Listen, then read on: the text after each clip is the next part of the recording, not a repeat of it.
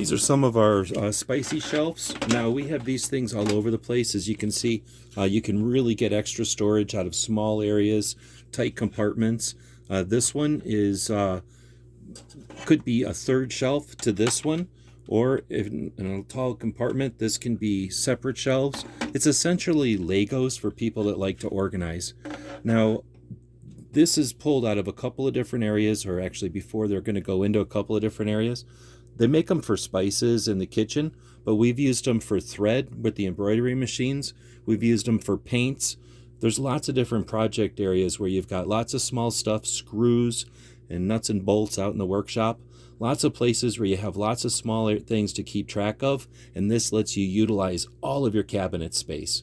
Very great idea, well made, and so modular, just like Legos for people who organize. I probably have enough leftovers here to make a whole nother shelf.